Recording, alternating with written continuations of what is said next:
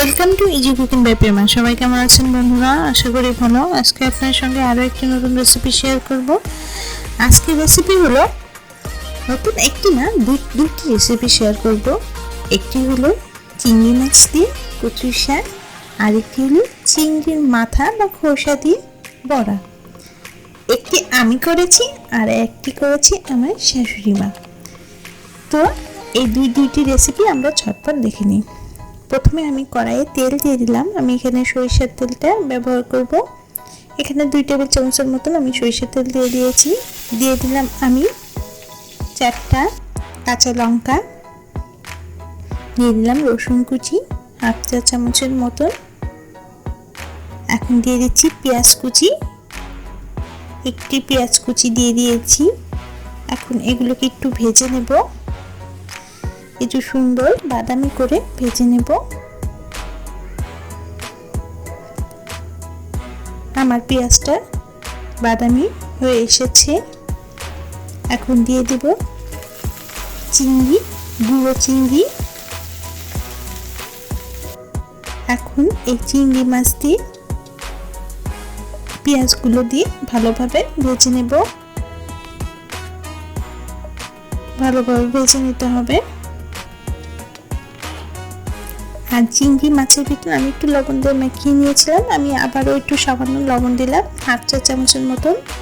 দিয়ে দিলাম আমি রাঁধুনি। রাঁধুনিটা দিলে অনেক এই কচুর শাকের টেস্ট অনেক ভালো আসে। আপনারা অবশ্যই রাঁধুনিটা দেওয়ার চেষ্টা করবেন।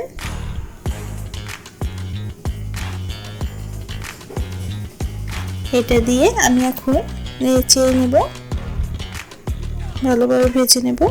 রাঁধুনির গন্ধটা এত ভালো, এত সুন্দর লাগে খেতে, খুব ভালো লাগে খেতে। এখন দিয়ে দিচ্ছি সামান্য হলুদ 1/2 চা চামচের মতো। দিয়ে দেবো আমি কচু শাক। আমার এই কচু শাকটা আলাদাভাবে একটু সামান্য লবণ দিয়ে সিদ্ধ করে নিয়েছিলাম। এখানে আমি 1/2 কাপের মতন কচু শাক নিয়েছি। যেহেতু কচুর শাকে আমি লবণ দিয়ে সিদ্ধ করে নিয়েছি, এর জন্য লবণটা আপনারা অবশ্যই বুঝে শুনে দিবেন। আর বন্ধুরা, আমার এই চ্যানেলটিকে অবশ্যই লাইক, সাবস্ক্রাইব এবং পাশে থাকা বেল আইকনটি ক্লিক করে রাখবেন। তাহলে আমি কোনো রেসিপি শেয়ার করলে আপনাদের কাছে নোটিফিকেশন চলে যাবে। আর যারা এখনও সাবস্ক্রাইব করেনি তাদের কাছে অনুরোধ করলে আমার চ্যানেলটি সাবস্ক্রাইব করার জন্য। আর যারা সাবস্ক্রাইব করছে তাদেরকে অসংখ্য ধন্যবাদ। আর আমার এই চ্যানেলে অনেক সুন্দর অনেক রান্নার ভিডিও রয়েছে। সেই ভিডিওর লিঙ্কগুলো দেওয়া আছে ডেসক্রিপশন বক্সে। এখন দিয়ে দিলাম সামান্য লেবুর রসটা দিলে এটার টেস্টটাও ভালো আসে এবং অনেক সময় কচুতে গলা ধরে, সেটা ধরবে না। দিয়ে দিলাম আমি আদা বাটা, এখানে 1/2 চা চামচের মতন আদা বাটা দিয়ে দিয়েছি আমি।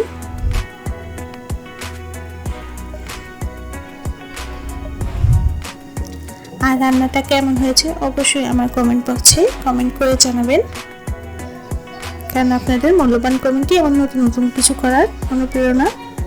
দিয়ে দিয়েছি এখন আমি 1/2 চা চামচের মতন জিরা বাটা। এখন এই মশলাগুলো দিয়ে একটু ভালোভাবে এটা আমি কষিয়ে নেব। আমি এখানে কিন্তু কোনো জল ব্যবহার করিনি। এখন দিয়ে দিচ্ছি আমি পিঠালো। এখানে আপনি কর্নফ্লাওয়ার দিতে পারেন, বা এখানে যদি বাসায় ময়দা থাকে ময়দাটা গুলিয়ে সেটা দিতে পারেন। তাহলে এটা ভালোভাবে আঠালো হয়ে আসবে, খেতে অনেক মজা হবে। আর কচুর শাকটা এত সুন্দর মিহি হবে। কচুর শাক মিহি করেই রান্না করার নিয়ম, তাহলে সেটার টেস্টটা খেতে অনেক ভালো লাগে। আপনার বাসায় অবশ্যই ট্রাই করবেন। আর আমাকে অবশ্যই কমেন্ট বক্সে কমেন্ট করে জানাবেন। আর যদি ভালো লাগে থাকে বন্ধুদের সাথে অবশ্যই শেয়ার করবেন। দিয়ে দিলাম আমি সামান্য সরিষার তেল। এই কাঁচা সরিষার তেল দিলে নামানোর আগে খেতে অনেক ভালো লাগে। আমি এই কাঁচা সরিষার তেল দিয়ে আমি এটাকে নামিয়ে ফেলবো। দেখেন কত সুন্দর হয়েছে, কত মিহি হয়েছে। এখন আমরা যাচ্ছি আরেকটি রেসিপি। এই রেসিপিটি করেছে আমার শাশুড়ি মা। আমার শাশুড়ি মা আপনাদেরকে এখন তৈরি করে দেখাবে চিংড়ি মাছের মাথা দিয়ে বড়া তৈরি। এটা অনেক একটি টেস্টি, আপনার বাসায় অবশ্যই করবেন। আমরা যে চিংড়ি মাছের খোসাটা যে ফেলে দিই, এটা না ফেলে দিয়ে আপনারা এই চিংড়ি মাছের মাথা দিয়ে এই বড়াটা করে দেখবেন।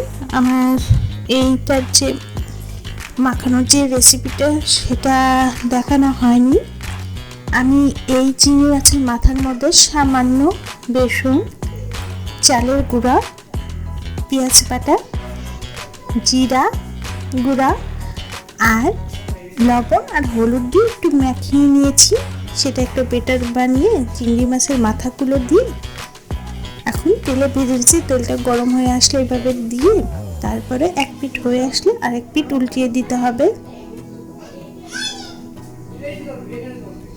এই যে উল্টিয়ে দিয়েছে আমার শাশুড়ি মা।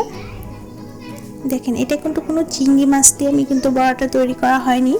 এই বড়াটা শুধু চিংড়ি মাছের যে মাথাটা আমরা ফেলিয়ে দিই আর খোসাটা, সেই খোসা দিয়ে এই মাছটা, এই বড়াটা তৈরি করা অনেক একটি মজাদার মুচমুচি।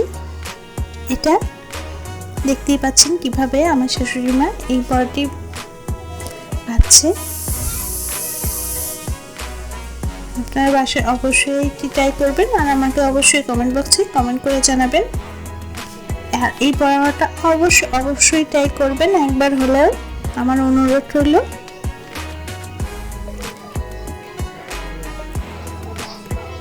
বড়াটা একটু সময় নিয়ে আর চুলা আঁচটা অবশ্যই মিডিয়াম টু লো রাখতে হবে, হাই রাখা যাবে না।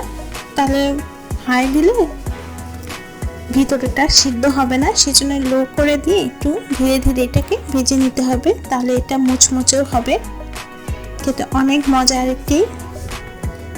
আর সামান্য কিছু উপকরণ দিয়ে, ঘরের উপকরণ দিয়ে এটা তৈরি করা যায়।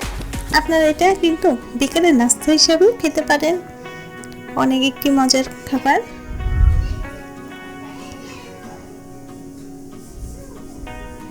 দেখেন বন্ধুরা, আমার এই বড়াগুলো হয়ে গিয়ে এসেছে, এগুলোকে তুলে নিচ্ছে।